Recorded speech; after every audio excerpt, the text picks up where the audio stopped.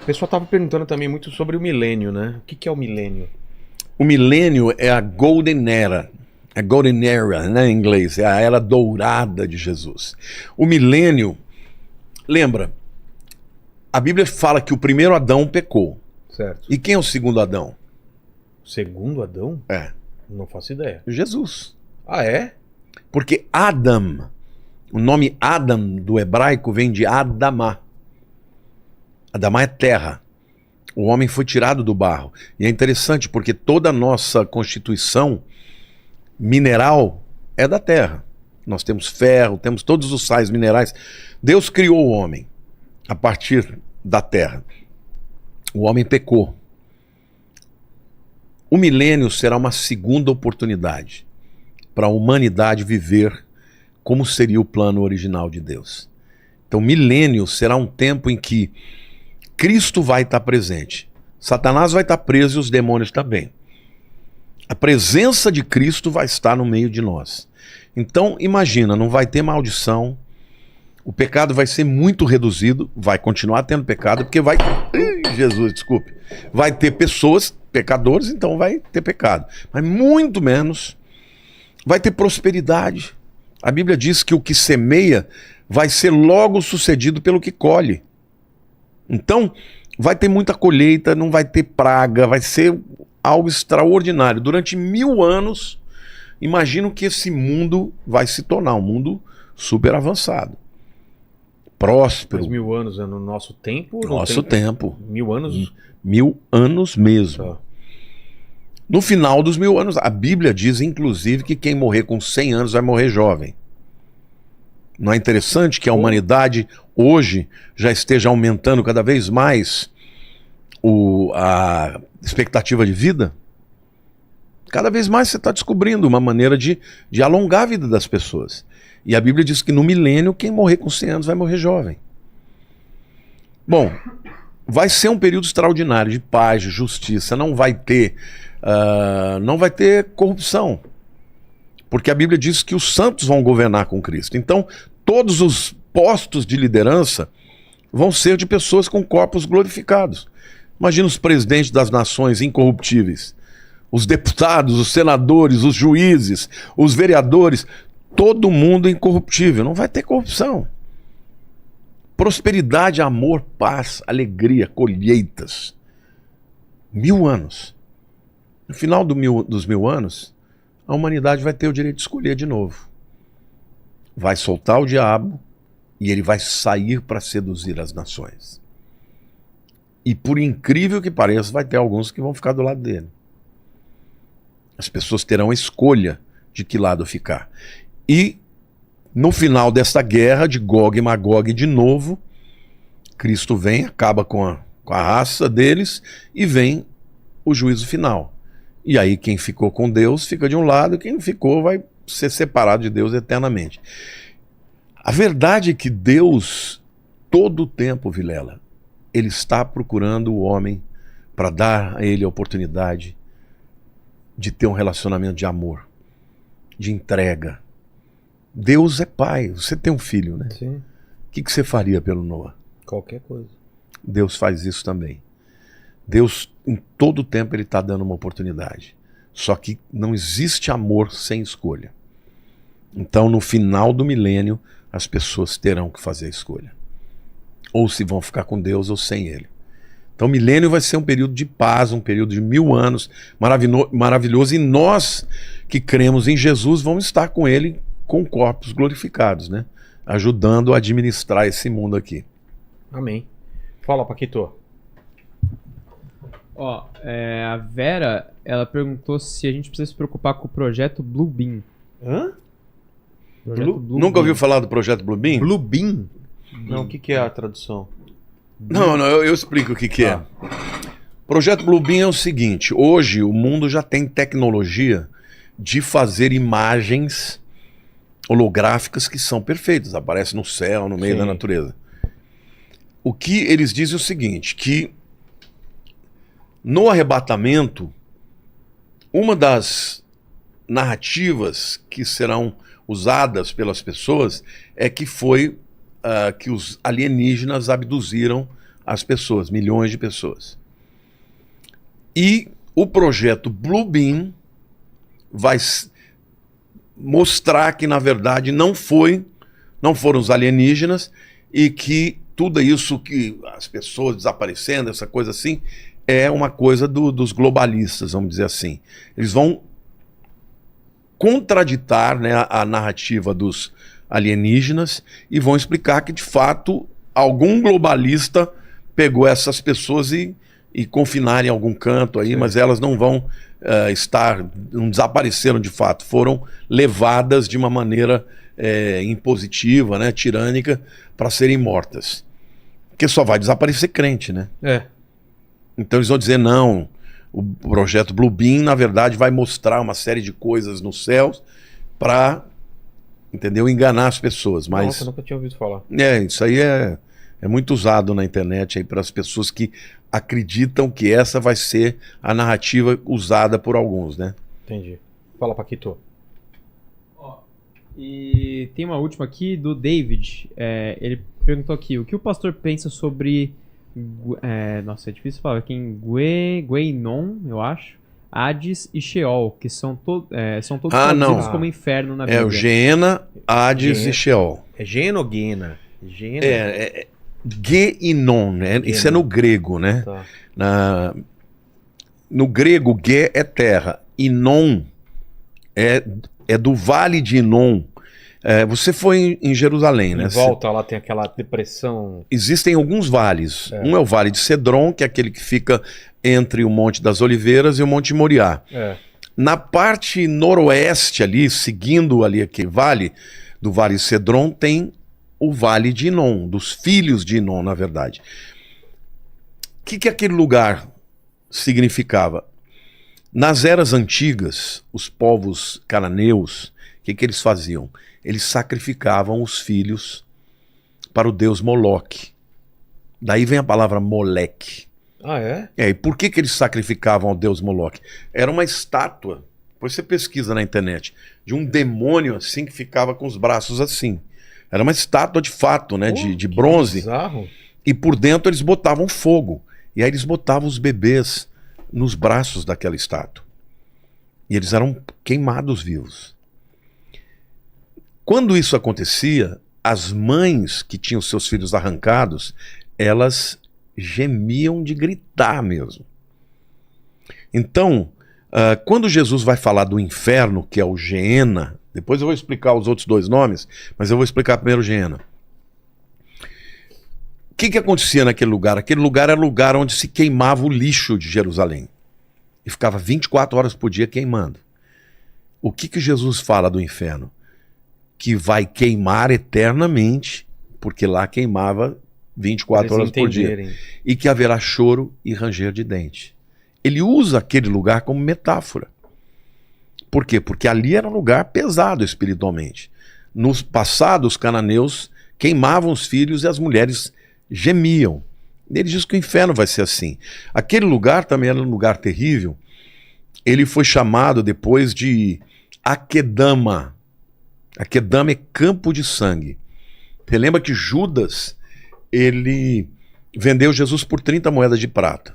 O que aconteceu? Ele se arrependeu. Se enforcou. Aí ele voltou lá e falou, eu traí, sabe, sangue inocente. Eu não quero mais, me devolve dinheiro e liberta ele. Eles falaram, não tem nada a ver com você. E ele jogou as moedas, eles pegaram e falaram, nós não podemos investir isso no templo, no tesouro do templo, que isso aqui é dinheiro de sangue, derramamento de sangue. Eles compraram um campo. Ah, é? Que campo que é chamado de campo de sangue? Akedama. O Vale do Geena. Então ali é um lugar amaldiçoado. Interessante que está do lado do Monte do Templo. Monte do Templo, lugar onde Deus se manifestava. Do lado do Geena, que é um lugar terrível. E quando Jesus fala do inferno final, ele usa essa palavra. Geena. Agora, o que é o Hades ou Sheol? O Hades ou Sheol é o mesmo lugar. Só que um é grego, é o Novo Testamento, e outro é o Velho Testamento, o Sheol, que é o lugar dos mortos. Não é o inferno final, é o lugar onde as pessoas esperam o julgamento final. É o que? Porque Hades, os gregos eles acreditavam o quê? Eles acreditavam que Zeus comandava os céus, o Olimpo, que Netuno ou Poseidon As águas, comandava os mares, os mares, e Plutão ou Hades, as profundezas. o inferno. O inferno mesmo? É. Quando está na Bíblia, no Novo Testamento, a palavra inferno, muitas vezes está Hades, com exceção do inferno definitivo.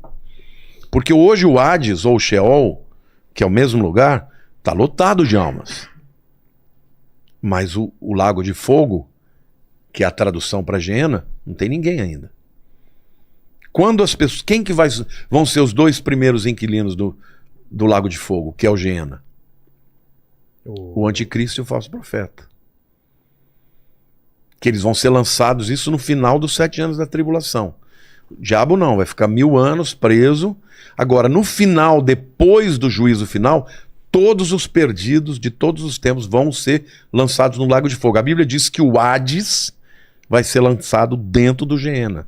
Nossa. Entendeu? Então, a pergunta dele é muito boa, porque quando fala de Hades ou Sheol, é o mesmo lugar. Só que um é com a língua hebraica e outro é na grega. Mas não é o inferno definitivo. Entendi. É o lugar onde os mortos esperam. Está lotado de gente lá. Não os salvos, tá? Os salvos vão para o paraíso. Entendi. Terceiro céu. Entendi. Ô, Paquito, você vai estar onde? Segundo as escrituras, é a transgressão da lei. Ele agride a Deus, ele afronta a Deus. Quando Deus falou para Adão no jardim, ele disse, olha, você tem tudo isso aqui, ó, você pode comer de tudo que você quiser, menos da árvore do fruto do conhecimento do bem e do mal. Porque no dia em que você comer, você vai morrer. Agora, Deus dá uma palavra, ele não volta atrás. É. Então, no dia que o homem desobedeceu, ele morreu. Não fisicamente, ele morreu espiritualmente. Mas, a partir daquele momento, ele Houve uma começou separação? Houve uma separação. Porque morte é separação. Por isso que ele foi expulso do jardim, os querubins botaram espadas flamejantes para que ele não tivesse mais acesso à árvore da vida e ele não perpetuasse o pecado naquele corpo mortal. Então ele começou a morrer ali. Mas Deus já tinha o plano. O plano A. Não foi por causa disso, mas mesmo sem que acontecesse, ele já sabia que ia acontecer e já tinha determinado. E aí Jesus vem, ele tem que ser um sacrifício perfeito. Uma vida pela outra. O justo pelos injustos. A Bíblia diz, como por um só homem entrou o pecado no mundo e pelo pecado a morte. Assim também a morte passou a todos os homens porque todos pecaram. Mas por um só homem veio a justiça de Deus para todos. Então Jesus é isso. Jesus é o Filho de Deus, ele é o Deus Filho, mas ele se tornou o homem como nós. E algumas pessoas confundem. Eu queria até falar sobre isso também, porque... E eu queria também saber depois, quando Satanás descobre que Jesus é o Filho de Deus?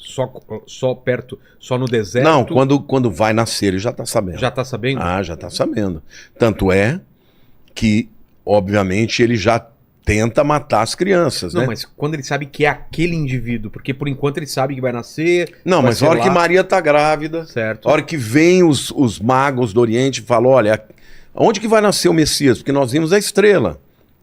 O diabo já está Já tem ouvindo, conhecimento. já está sabendo. Aí ele manda Herodes ir lá para matar as crianças. Mas não consegue. Mata todas as crianças até 2 anos, mas Jesus já está no Egito. Então, mas Satanás sabia disso, que ele estava no Egito? Sabia. Ele não pode fazer nada, ele não pode tocar em Jesus. Ah, tá. Entendeu? Ele não podia fazer nada, mas ele tentou instigar o Herodes para matar. Entendeu? E Herodes matou as crianças, mas não matou Jesus.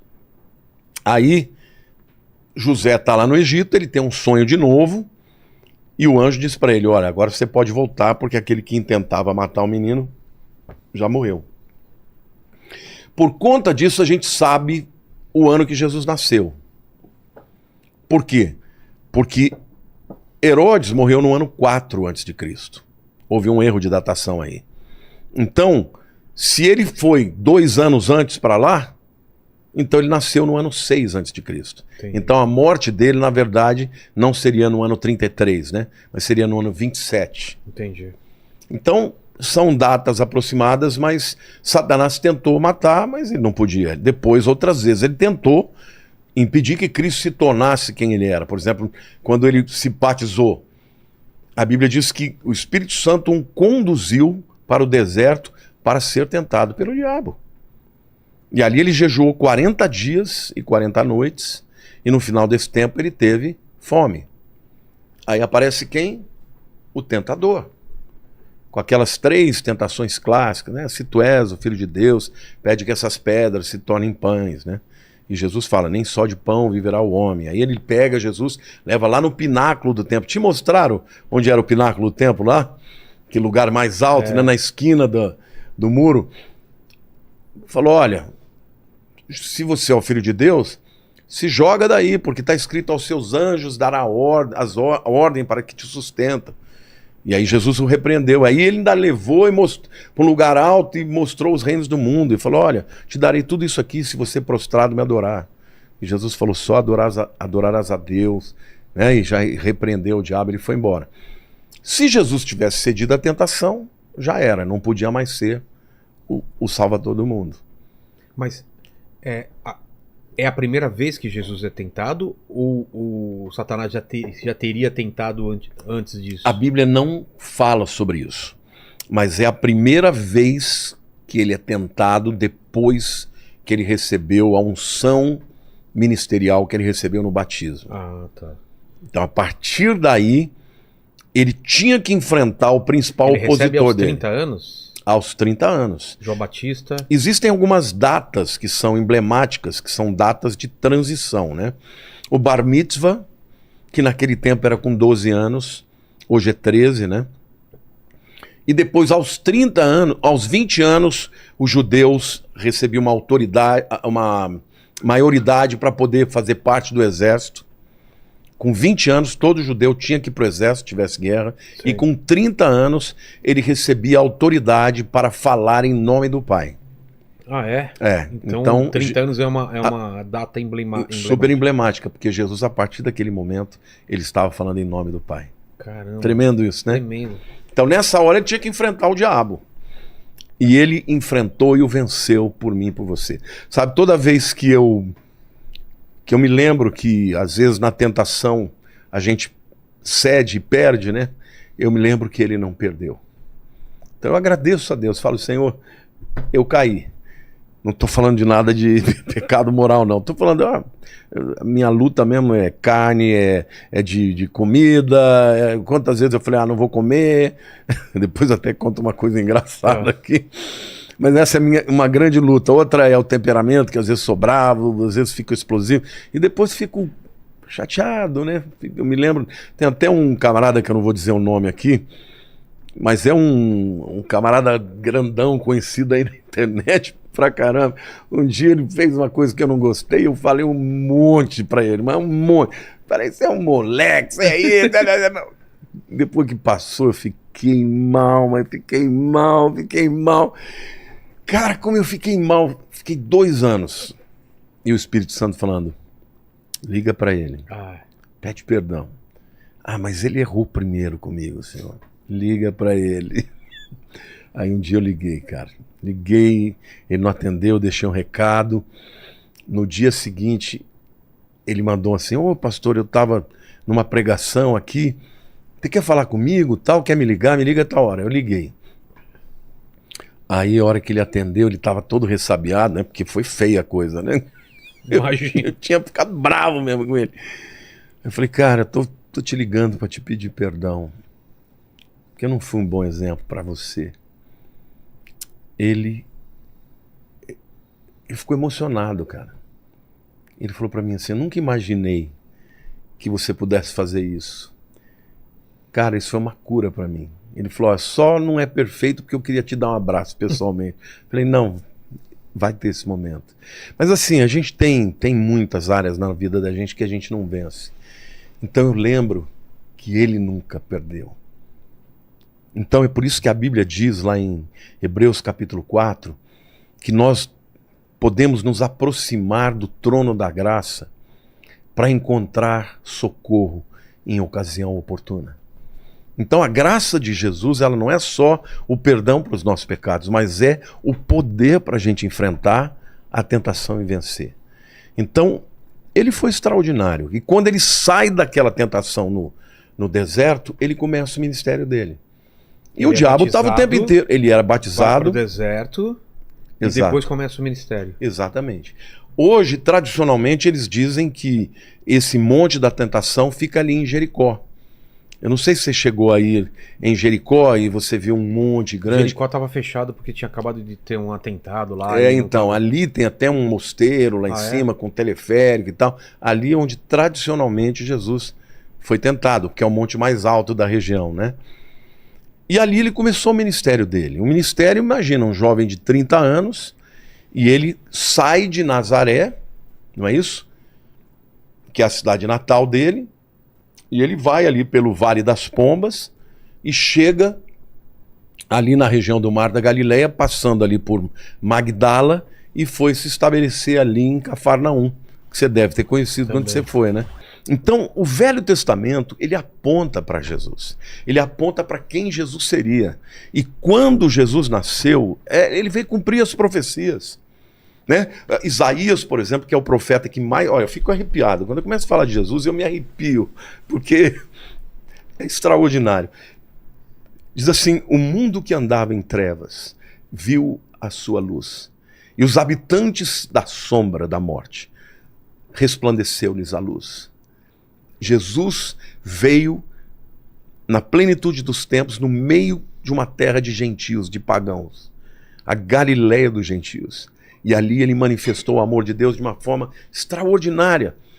Ele foi um homem de vanguarda, ele foi diferente da lei daquela época. Ele era um cara que não foi aceito porque ele era uma pessoa que amava as pessoas.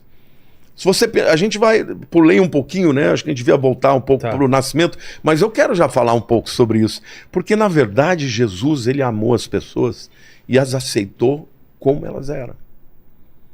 Jesus tocou num leproso, quando a lei dizia que ninguém podia tocar no leproso, porque ia ficar impuro. E dá para entender, porque afinal de contas, opa, já uma coxinha? Mas a gente deixa ela aqui. Deixa ela aí. Exatamente. Então, ô Vilela, você pensa bem, ele foi uma pessoa diferente. O amor estava na frente. Por que as pessoas não podiam tocar no leproso? Porque a lepra mata. Era contagiosa, né? Como é que você vai impedir que a lepra se, dissemine? Separando o leproso. Dá para entender, não está errado. Claro. Só que ele tinha poder para curar a lepra. Então ele curou o leproso. Certa vez ele estava lá no Sermão do Monte pregando, ele desce o monte. Lá embaixo tinha um leproso. O leproso estava esperando por ele. E o leproso vira para ele e fala: Senhor, se tu quiseres, tu podes me curar.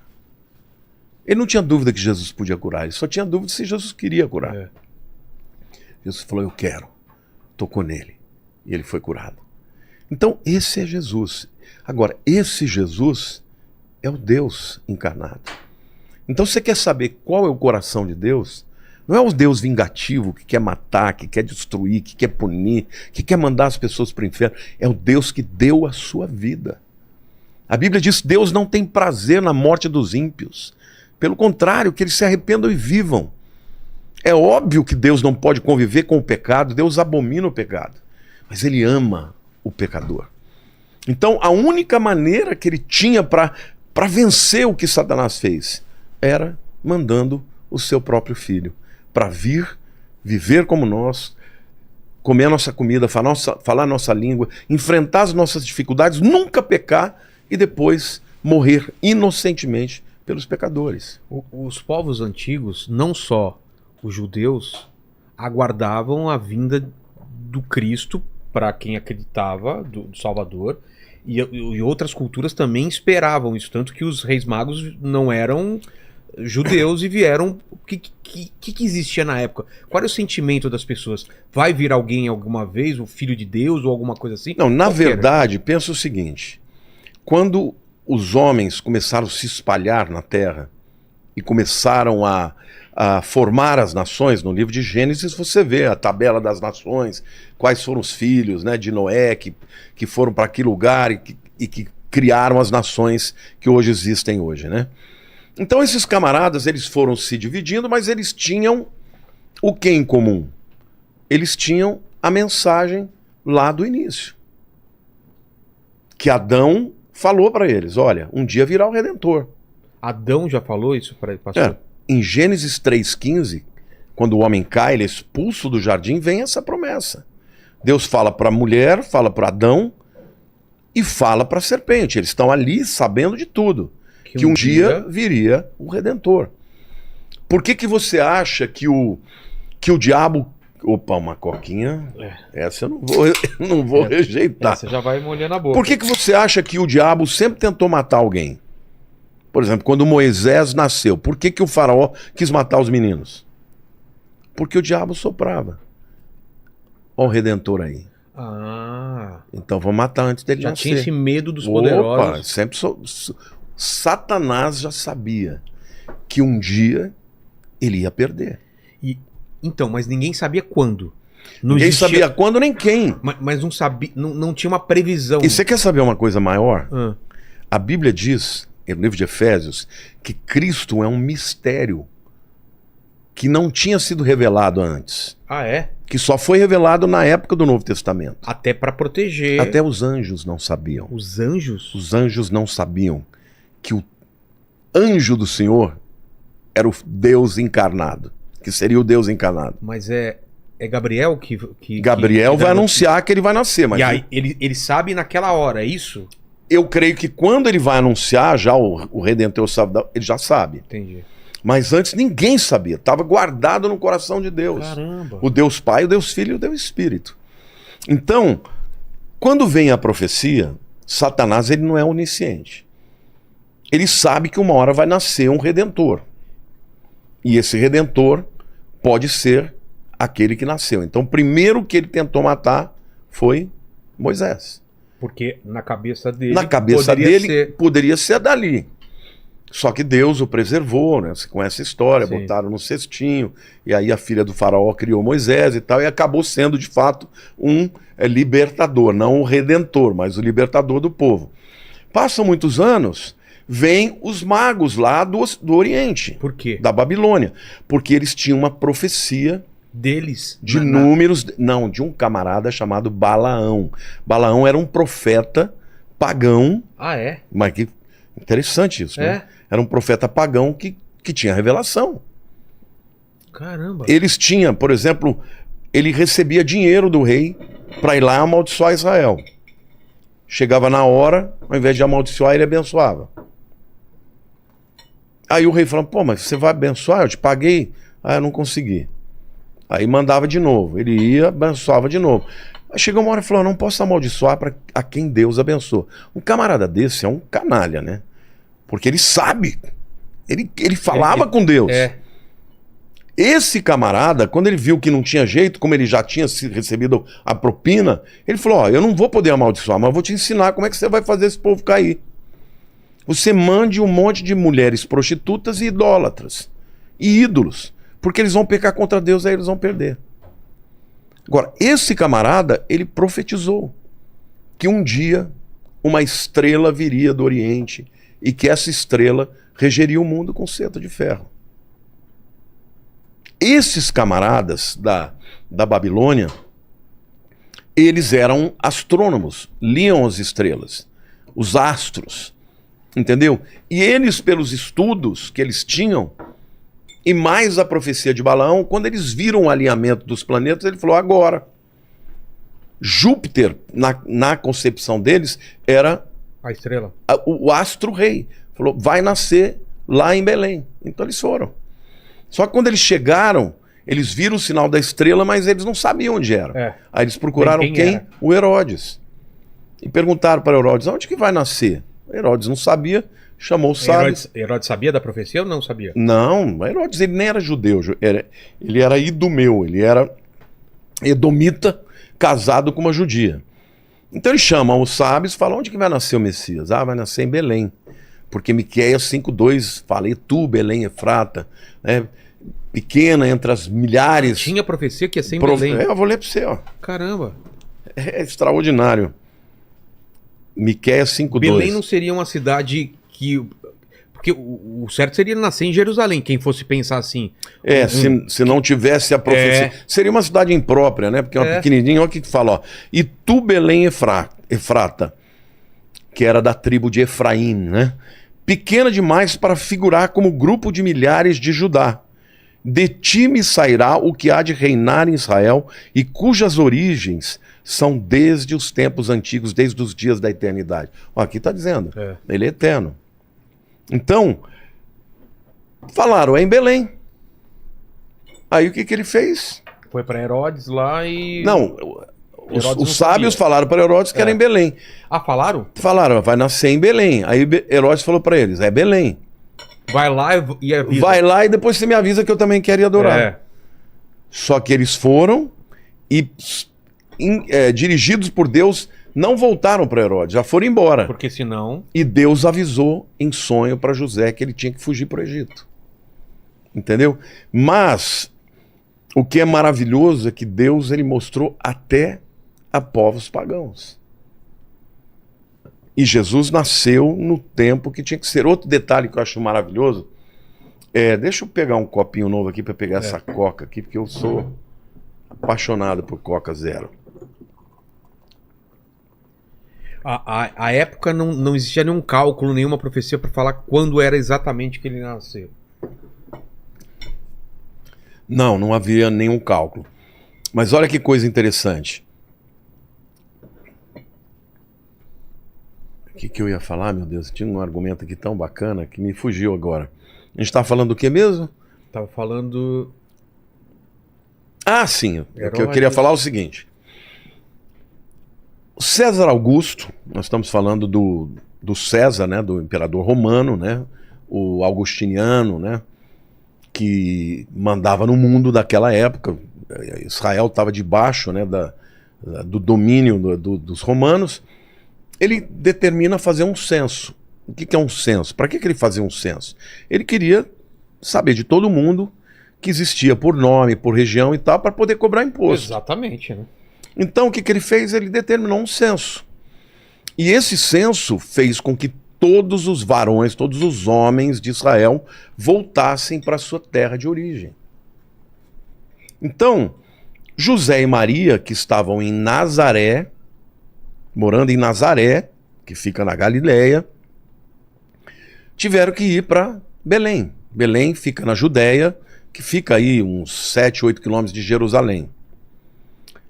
Eles chegaram na época da Páscoa. Na época da Páscoa, Jerusalém tinha mais de 1,5 milhão de pessoas. Naquela época? Naquela época. Porque o que eram as festas de peregrinação? São 3, Páscoa, Pentecostes e Tabernáculos.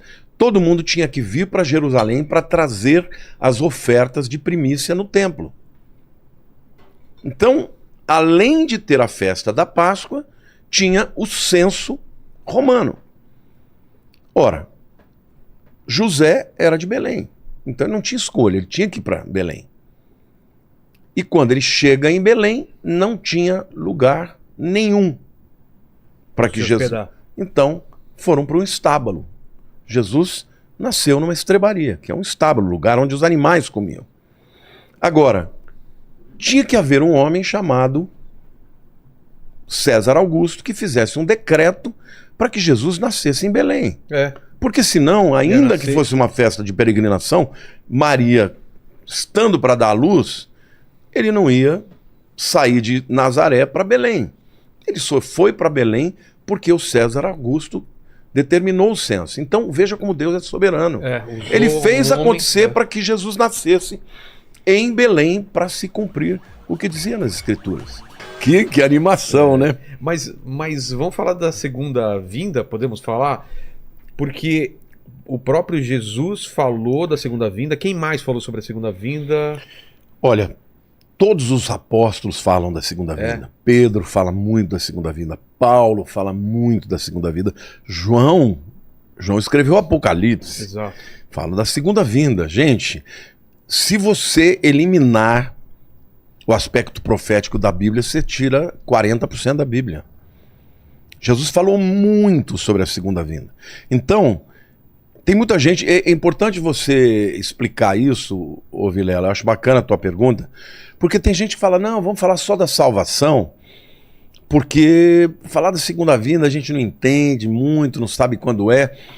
Mas eu te pergunto uma coisa, você está assistindo uma novela, você gostaria de parar no meio da novela e não ver o fim? É claro que não. Um filme. Jesus, quando ele morreu e ressuscitou, todo o discurso dele... Não era o fim. Não era o fim. Todo o discurso dele é, eu vou voltar. E aí, não só quando ele morreu e ressuscitou, antes disso, ele já falava. Mas ali ele deixa claro que ele vai voltar. Entendeu? Lá em Mateus 24, 25, no chamado sermão profético, as últimas palavras de Jesus foi sobre a volta dele. Ele fala, assim como o relâmpago que sai do Oriente e vai para o Ocidente, assim há de ser a vinda do Filho do Homem. Ele promete que ele vai voltar. Lá em João capítulo 14, está na ceia, né? Na última ceia, você deve ter ido lá no cenáculo, lá em Jerusalém. Será? No Monte Sião, deve ter ido. Ah, sim, Monte Sião. Perto ali do túmulo de Davi, Tá. sabe? Em cima, você deve ter subido ali, né? Aquele lugar onde tradicionalmente dizem que é tanto a última ceia como o lugar onde desceu o Espírito Santo.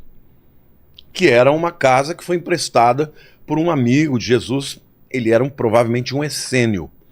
E o bairro dos essênios era ali o Monte Sião. Bom, por que eu estou dizendo isso? Alguma coisa eu ia falar que me fugiu. Hoje a minha cabeça... O que você perguntou mesmo, Eu perguntei dos sinais, né? Quem falou... Não, mas o que eu você queria falou dizer- dos apóstolos, que já estavam avisando. Então, Aí falou da Santa Ceia, que foi nesse local. bom, Monte Sião. Jesus ele deixa claro que ele vai voltar. Por exemplo, lá no Monte das Oliveiras, quando ele começa a subir, os discípulos começam a ficar assim maravilhados. O anjo fala para eles: por que vocês estão assim tão maravilhados? Da mesma maneira que vocês estão vendo ele subir, ele vai descer aqui. Então está falando da volta dele. Então, Jesus, ele deixa claro que... lembrei. Obrigado, meu Deus. Porque era um argumento tão importante, ele fugiu, né? Tem que ficar um pouco mais atento, que às vezes eu estou perdendo aqui. Na última ceia, que está lá, que está expresso lá em João capítulo 14, tá aquele peso, né? É. Aquele peso, os discípulos estão vendo que a coisa provavelmente vai morrer. E aí ele começa um discurso lindo, ele diz assim: não se turbe o vosso coração. Crede em Deus, crede também em mim. Na casa do meu pai há muitas moradas. Se assim não fora, eu não vou-lo teria dito. Eu irei, prepararei-vos lugar e voltarei para vós outros, para que onde eu estiver, vós estejais também. O que Jesus está dizendo para os discípulos? Eu estou indo embora, mas eu vou voltar.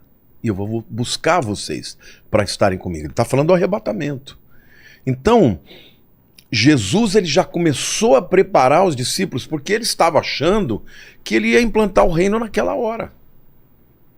Né? No sermão de Mateus 24, eles estão primeiro lá na região do templo, né? E os discípulos olhando aquela coisa maravilhosa, e eles falaram: nossa, Jesus, que construção maravilhosa, né? E Jesus falou: pois é, não vai ficar pedra sobre pedra que não seja derrubada.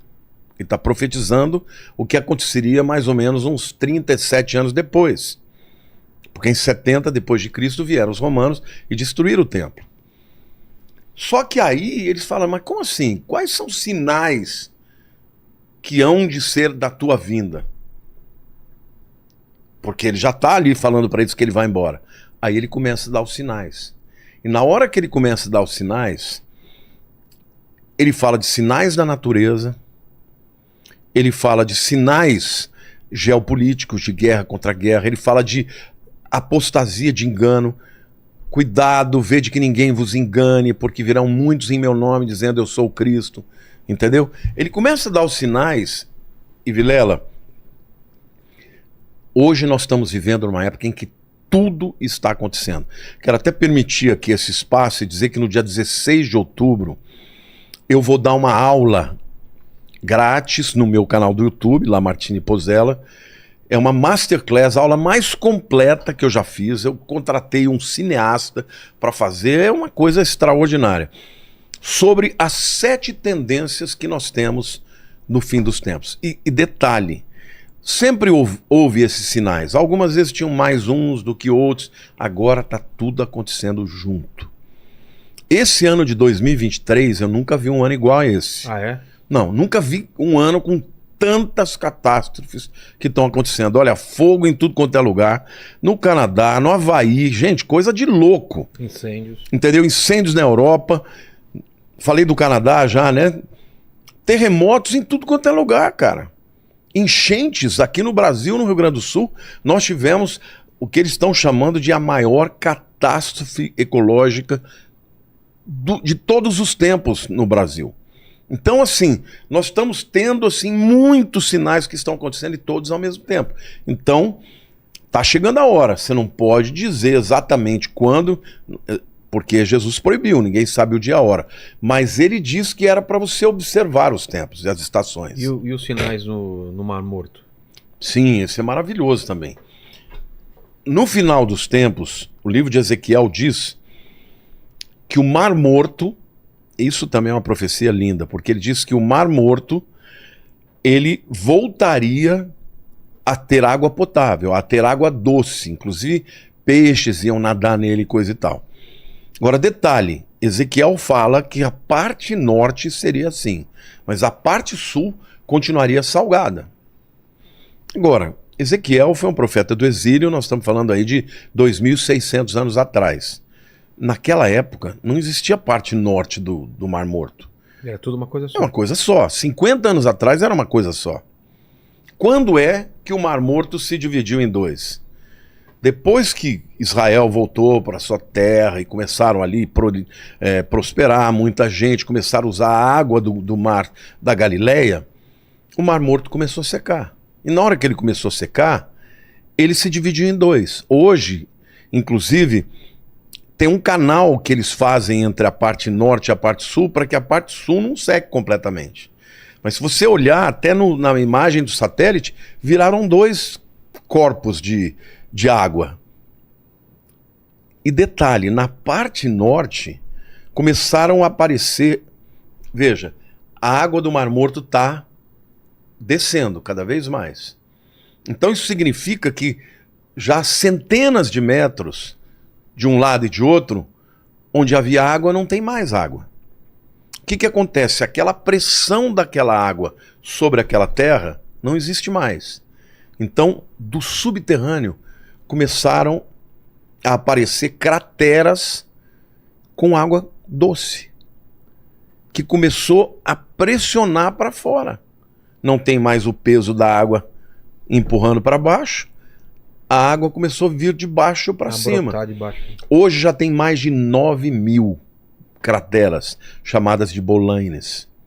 Essas crateras de água doce, algumas são gigantescas, já tem peixes nadando. Então, a profecia começou a se cumprir. Ainda diz lá no livro de Ezequiel que águas que correm debaixo do trono, provavelmente da fonte de Gihon, quando houver o terremoto que Cristo descer, vai descer pelo Vale de Cedron, como diz Ezequiel, e vai entrar pela parte noroeste do Mar Morto, e a água vai ficar doce. E ali vai ter nas margens, vegetação, árvores. Hoje, nós estávamos agora em Israel, o ônibus parou, tinha famílias de viadinhos comendo ali, já está aparecendo vida ali num lugar que era totalmente desértico. Então, assim, as profecias começaram a dar sinal, sem contar as outras do ponto de vista geopolítico. Por exemplo, a guerra...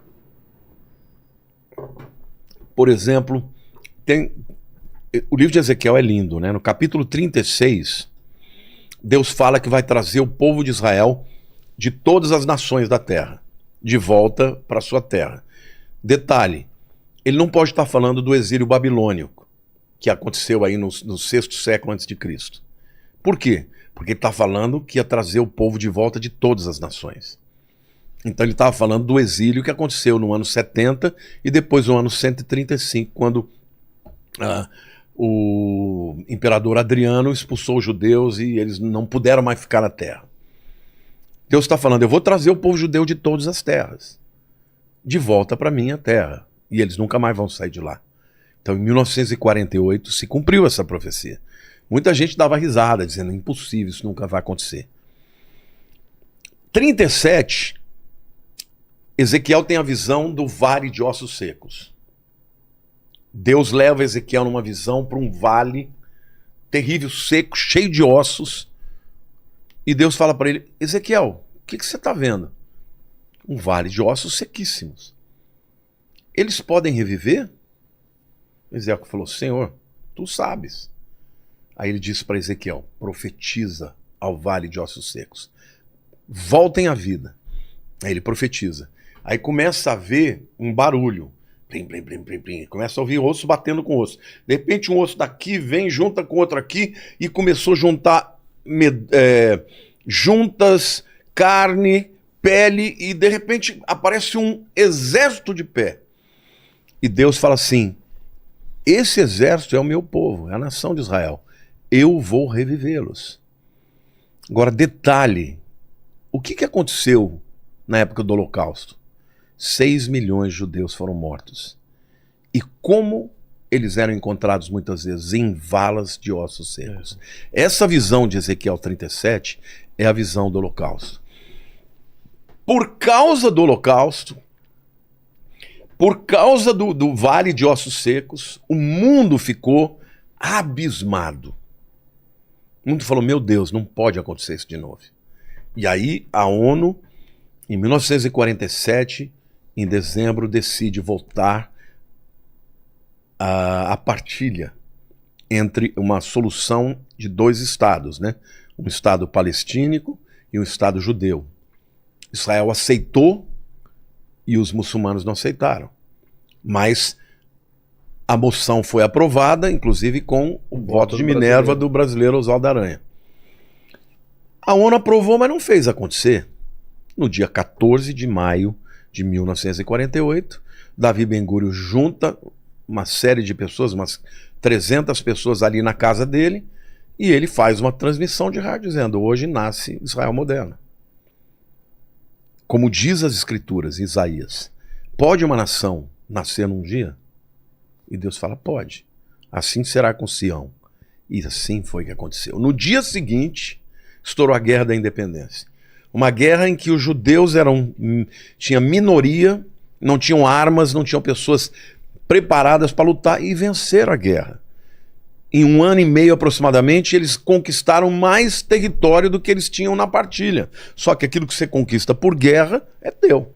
É. Então Deus permitiu aquilo porque ele estava devolvendo de volta aquela terra para o povo dele. Ele prometeu em 36 que ele ia trazê-los, trouxe.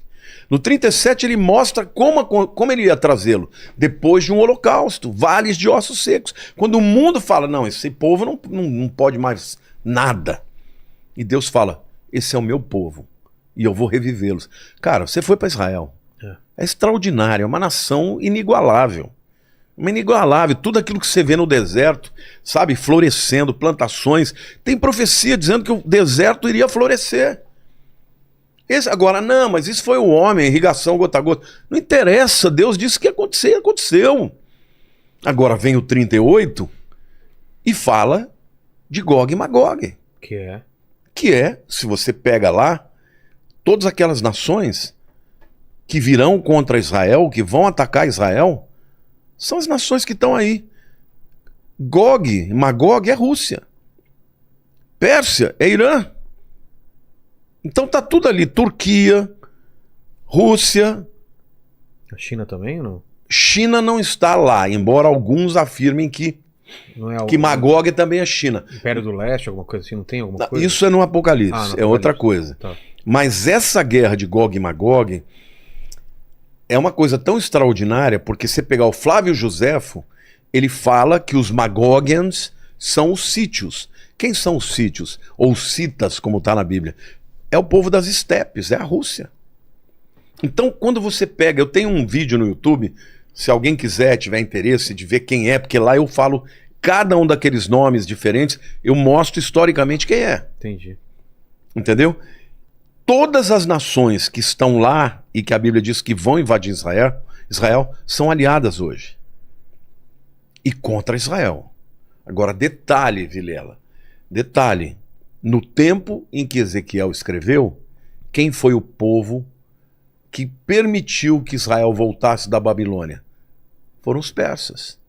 Ciro, o grande Ciro, imperador persa, foi ele que destruiu a Babilônia e foi ele que permitiu que o povo judeu voltasse. Então ele é um grande aliado. Só que esse Ezequiel, quando ele profetiza para o que vai acontecer no futuro, ele diz que os persas serão inimigos. E quem é o maior inimigo hoje do Irã? Desculpe, de Israel. Irã. É o Irã, não tem outro inimigo. Agora, alguém vai dizer, não, mas hoje o Putin está fazendo acordo com Israel. Agora, tem até um amigo que é judeu, né, que um colega, nem o conheço pessoalmente, mas é uma pessoa que me segue, diz que gosta muito de mim. Um dia ele me questionou. Ele falou, escuta, mas o Putin está fazendo acordo com Israel, tá tendo uma boa relação. Eu falei, meu amigo, eu não estou dizendo que é o Putin, eu sei quando vai ser. Eu só estou dizendo que em algum momento você pode ter certeza que a Rússia vai se voltar contra Israel e vai invadir, juntamente com todas essas nações. Aí eu até falei, assista o meu vídeo que você vai ver. Aí ele, não sei se assistiu, mas ele falou que iria ver. Então, assim, o que eu vejo do ponto de vista futurístico para Israel, eu vejo um momento em que Israel está se tornando cada vez mais, eu não diria indefeso, porque Israel é muito poderoso, né? Israel tem tecnologia, eu acredito que tem bomba atômica, eles não dizem que tem, mas todo mundo sabe que tem, né? Mas eu acredito que esse apoio econômico, esse apoio incondicional que os americanos dão para Israel, um dia vai fraquejar. Porque quem vai dar a vitória para Israel, segundo Ezequiel 38, é o próprio Deus. E vai ser uma vitória cachapante, vai ser uma vitória extraordinária. Mas isso tudo está no futuro. Agora, o que vai acontecer com o mundo em relação à vinda de Jesus? O próximo evento que virá é o arrebatamento da igreja. Mas eu quero ir antes, não sei se a gente pode voltar antes da primeira vinda. Eu quero saber a persona, o indivíduo, não sei como a gente chama, de Cristo, se ele sempre existiu como Deus, ou ele foi criado, ou tem um momento em que ele... Eu queria entender, eu não entendo direito essa parte. Porque Deus é Pai e Filho, que é Cristo e o Espírito Santo, mas eles são todos o Verbo, eles são todos os criadores. Como funciona isso? Então, a Trindade é um dos mistérios mais... a gente pode compreender, mas não compreender com toda a profundidade, né? A Bíblia diz que Pai, Filho e o Espírito Santo, os três são um, né? E na verdade é Deus. Então, Deus Pai, Deus Filho, Deus Espírito. Agora, Cristo, antes de nascer, ele já era Deus eterno. Só que ele é o Verbo, é o Logos, né? Lá em João capítulo 1 diz, no princípio era o Verbo, e o Verbo estava com Deus, e o Verbo era Deus. O que significa era o Verbo? Então, o Verbo é o Logos, a palavra grega lá é Logos. É a própria essência de Deus. É a ação? Não, é a pessoa do Deus Filho que cria todas as coisas. A Bíblia diz que todas as coisas foram feitas por ele, está falando de Cristo, né? Sem ele, nada do que foi feito se fez. Ou seja, eu diria o seguinte, Deus, ele é o arquiteto que concebeu. Tá. E ele criou através da palavra. Quem é a palavra? O Verbo. É Jesus. E o Espírito Santo supervisionou. A gente vê isso lá no Gênesis. Né? No Bereshit bara Elohim et hashamayim ve'et haaretz. No princípio, criou Deus os céus e a terra. A palavra Deus ali é Elohim, que é plural. Deuses? É. Na verdade, os judeus vão dizer que é um plural de majestade, sim, que na verdade é uma forma de dizer, uma forma culta de dizer que Deus é um só. Mas ali é um plural. E quando você vê depois Deus falando sobre criar, né, o ser humano, ele fala, façamos o homem à nossa imagem e à nossa semelhança. Então, quem criou o homem também? O Pai, o Filho e o Espírito Santo. Então, Cristo, antes de encarnar, ele era Deus Filho. Eternamente com Deus, nunca foi criado, né? Existem algumas seitas que dizem que ele foi criado. Por exemplo, os mormons dizem que tanto Jesus quanto o diabo são irmãos. Entendeu? E que eles não são Deus.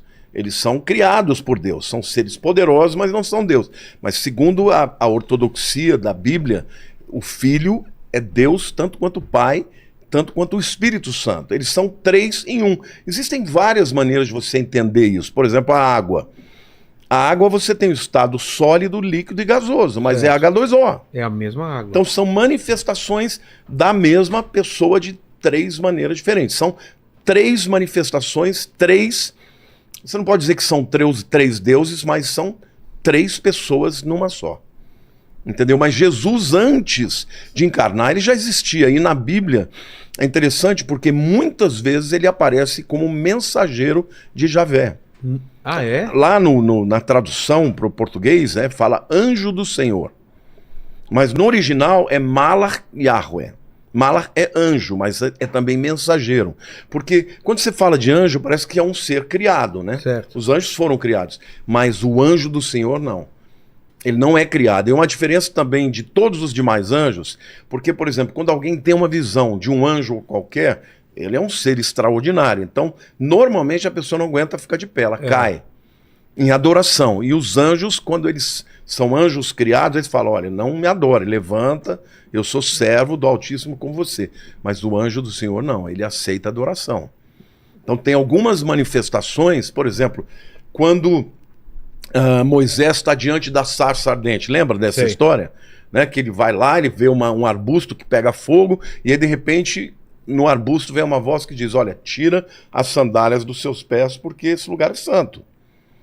E aí ele tira, e ali Deus fala com ele. Ali é o Senhor Jesus que está falando com ele. E é interessante porque muitos anos depois, né, quando Josué está para cruzar o Jordão, para enfrentar a cidade de Jericó, ele tem uma aparição, ele vê um homem com uma espada desembainhada, e aí ele olha, ele percebe que é um ser sobrenatural, e ele pergunta, você é um dos nossos ou é do exército inimigo? Aí ele diz, não, eu sou o capitão dos exércitos do Altíssimo. Tira as sandálias dos seus pés, porque esse lugar é santo. Quer dizer, de novo, ordena que ele tire as sandálias, ou seja, ali é Jesus. Então Jesus já começa a agir antes de aparecer como homem. Agia como o mensageiro. Eu não gosto de usar o anjo do Senhor, porque parece que confunde, é o criatura. Não, é o mensageiro. Hebreus capítulo 1 diz assim, olha, tendo Deus outrora falado de muitas vezes, de muitas maneiras, aos pais, pelos profetas, nos últimos dias nos falou pelo Filho. Então, Jesus, quando ele encarna, quando a gente chegar lá nós vamos falar sobre isso, ele é a manifestação exata de Deus. Ele é a expressão exata do seu ser, como diz a palavra. Mas no Velho Testamento ele já agia. Ele é o verbo que criou todas as coisas. A Bíblia diz, todas as coisas foram feitas por ele. E sem ele nada do que foi feito se fez. Tem também o trecho que diz assim, né? E o verbo habitou entre nós, cheio de graça e verdade, e vimos a sua glória como unigênito do Pai. Ele é o Deus Filho, ele é a manifestação exata de quem é Deus. Quando Filipe chegou e perguntou para Jesus, Senhor, mostra-nos o Pai. Ele disse, quem vê a mim, vê ao Pai. Eu sou igual ao Pai. Ele diz, eu e o Pai somos um. Aí os judeus falam, não, mas isso é idolatria, porque tem mais de um Deus, isso é politeísmo. Não é, porque a palavra, tem um texto que eles usam muito, né? Que fala, né, que Deus, ouve ao Israel, o Senhor Deus é o único Senhor, aí é o Shema Israel, né? E fala que Deus é um, só que essa palavra Echad, um, também se refere a uma unidade que pode ser plural. No caso de Cristo, ele é um com o Pai, é um com o Espírito Santo, mas são pessoas diferentes. Então esse é um mistério que nós não conseguimos quantificar e nem entender completamente, porque extrapola, né, transcende o nosso entendimento. Mas antes da encarnação, ele já atuava muito. Por exemplo, no princípio era o Verbo, e o Verbo estava com Deus, e o Verbo era Deus. isto é uma alusão, isso é João capítulo 1. É uma alusão a Gênesis 1. É. No princípio criou Deus os céus e a terra. Então, Deus o Pai, ele dá o comando, mas quem executa é o verbo. Porque como é que Deus criou o universo? Pela palavra. Quem é a palavra? É Jesus. E depois, em seguida, o texto diz, e o Espírito de Deus pairava sobre as águas. É o Espírito Santo. Então o Pai, o Filho e o Espírito, os três estavam atuando juntamente na criação. Então, A luz, quando se fala faça-se a luz, tem alguma relação com Jesus ou não? não, Jesus é a luz do mundo também. Mas não é nesse caso. Alguns afirmam Eu que já ouvi esse... tudo criou a partir da luz que é Jesus, porque ele é o Criador, né? Yehi or, haja luz, É. e houve luz. Só que ali não pode ser Jesus, porque Jesus não foi criado, Ah, ele já entendi. existia. Entendeu? Mas ele é a luz do mundo. João também diz, né? Jesus falou, né? Ele tem diversas metáforas que ele usa para explicar quem ele é. Eu sou o pão da vida, né? Eu sou a água da vida, eu sou a luz do mundo, eu sou a porta. Ele usa metáforas Entendi. para explicar para as pessoas quem ele é. Por exemplo, eu sou a porta. É óbvio que Jesus não é uma porta. Mas assim como uma porta você pode abrir e dar acesso, ele dá acesso a Deus. Entendi. Assim como uma porta ela se fecha e te dá proteção para quem está do lado de dentro, ele também nos dá proteção. Então, ele usa de metáforas. Mas quem é Jesus? É o Deus Filho, é o Verbo de Deus, é o Criador de todas as coisas. E a Bíblia diz que tudo foi criado por ele e sem ele nada do que foi feito se fez. Então Jesus não é uma criatura, ele é o Criador. E quando se fala em Jesus no Gênesis, já se sabe, já se tinha o plano de ele se encarnar algum dia, ou isso veio pela queda? Não, isso está na eternidade, Ah, é? desde a eternidade. Veja, nós já falamos aqui sobre... Mas você entendeu, né? Ele não veio por causa da queda. A sua pergunta é espetacular. Se não fosse feito, eu tinha que fazer, Tá. porque ela é muito boa. Porque muita gente pensa que É. Jesus veio para esse mundo porque o homem pecou. Exato. Não, Ah, não? ele é eterno. Tudo foi feito por ele e para ele. A Bíblia diz, por ele, por meio dele, para ele são todas as coisas. A Bíblia diz que aprove a Deus fazer convergir em Cristo todas as coisas. Cristo é o plano A de Deus. O Deus eterno, Deus soberano, sempre soube que esse era o plano original. Ah, então quer dizer que Deus fez o homem pecar? Não, não é isso. É que, veja, do ponto de vista de alguém que é eterno, que sempre existiu, mas alguém que sabe tudo, e alguém que pode tudo, o que veio primeiro? O que ele sabia que o homem ia cair, ia precisar de um redentor, ou o fato dele ser soberano e decidir tudo? Para mim, a soberania dele está no mesmo nível do conhecimento dele, né? A onisciência dele. Então, Cristo já existia. Olha, tem um texto de Apocalipse que eu acho extraordinário para responder a tua pergunta. Apocalipse 13:8 diz assim, está falando ali Apocalipse 13 fala da besta, né? Fala do falso profeta, do anticristo.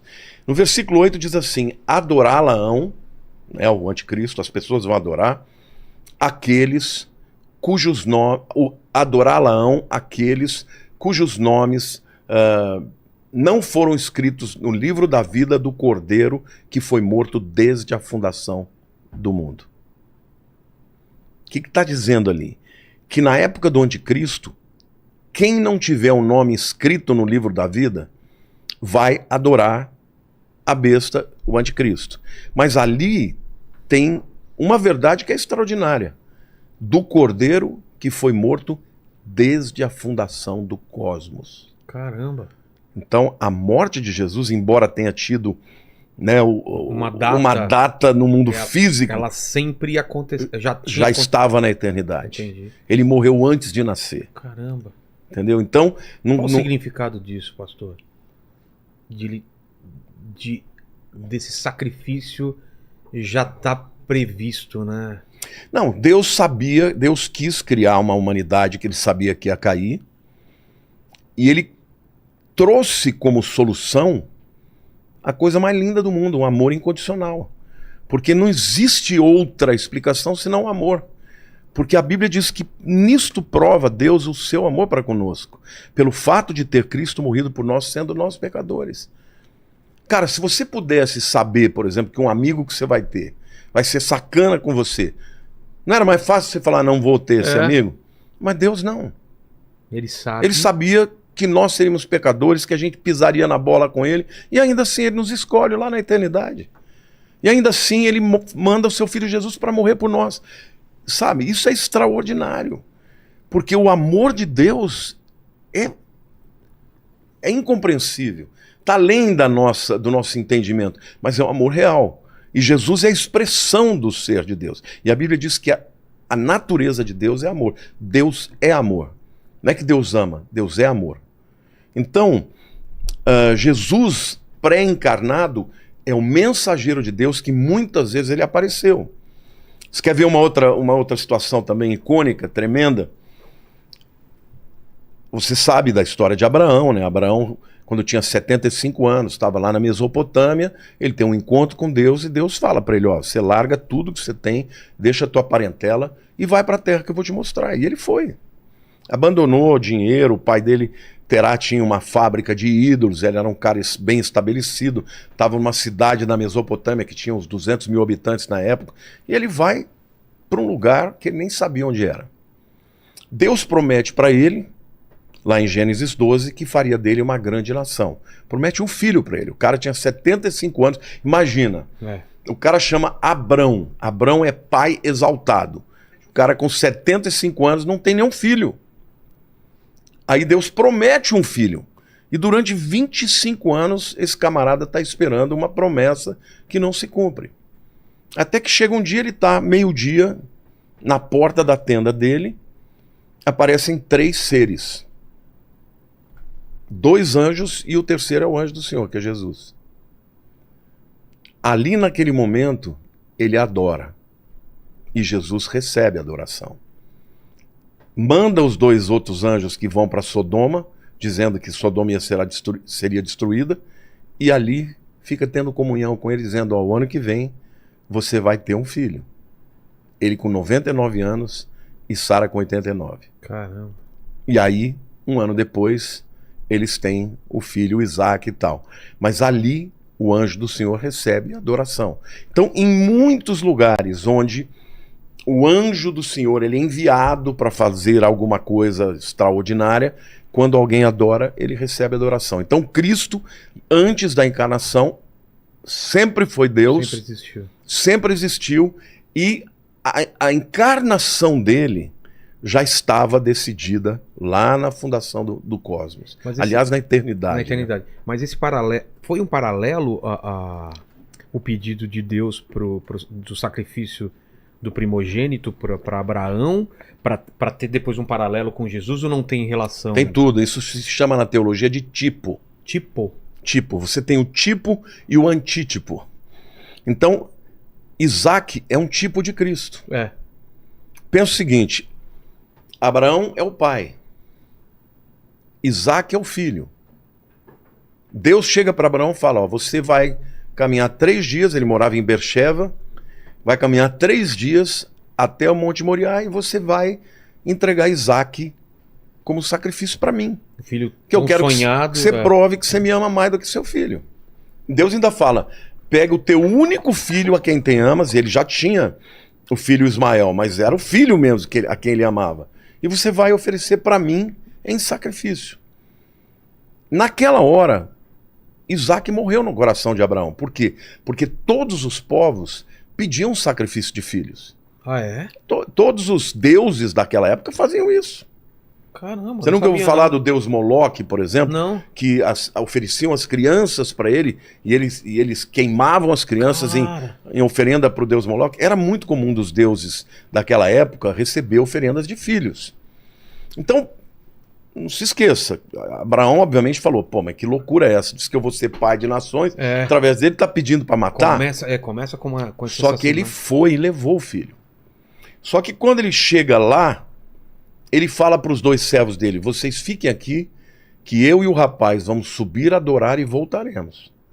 Então na cabeça dele ele falou, olha, ou Deus vai na última hora desistir, ou então ele vai ressuscitar. Porque ele me prometeu que ele vai me dar uma descendência. Mas ele leva. Aí eles começam a subir o Monte Moriá. Isaac está carregando a lenha. Isaac vira para Abraão e fala assim, ô pai, qual é o animal que a gente vai aqui oferecer? está a lenha, É. aqui está o fogo, cadê o cordeiro para o sacrifício? Caramba. Aí Abraão fala, Deus proverá. Enquanto Abraão estava subindo de um lado com Isaac, do outro lado estava subindo o cordeiro. Aí aquele cordeiro, que era um carneiro adulto, ficou preso por chifre. E quando ele foi Ficou preso onde? num arbusto, Ah, tá. que representa a cruz. Quando ele foi esfaquear, né, foi dar na goela dele, provavelmente ia degolar, ele ouviu a voz do céu. Ele ia degolar o Isaac. Ele ouviu do céu, Abraão, não levante a sua mão contra o seu filho, porque eu sei que você me ama. E aí, quando ele levanta os olhos, ele vê o carneiro do sacrifício. Ali, pela primeira vez, surgiu o nome Jeová-Jiré. O Senhor proverá. O Senhor proverá para si o sacrifício. Isto é um tipo de Cristo. Porque Deus pediu para Abraão para entregar o filho, mas Abraão não precisou entregar. No coração ele te entregou. Mas sabe por que Isaac não morreu? Por quê? Porque Jesus iria morrer. Porque o Pai Celeste, quando chegou a hora, não pôde poupar o seu próprio filho, para que eu e você pudéssemos ter a salvação. Então, o Velho Testamento inteiro fala de Cristo. Não é só esse. Tem muitos. São os tipos, são pessoas, são personagens, são os animais. Todos os animais sacrificados, eles apontavam para Jesus. Quando João Batista vê Jesus passando, ele diz para os discípulos dele, eis aí o Cordeiro de Deus que tira o pecado do mundo. Ele já sabia que Jesus era o Cordeiro que ia morrer. Caramba. Você está entendendo? Então, tudo, por exemplo, quando João fala, e o verbo habitou entre nós, cheio de graça e verdade, no grego ali a palavra é eskenou, significa tabernaculou. Ele usa a palavra para tabernáculo, porque o tabernáculo do Velho Testamento era uma representação de Cristo. Então, na verdade, tudo que está no Velho Testamento aponta para Jesus.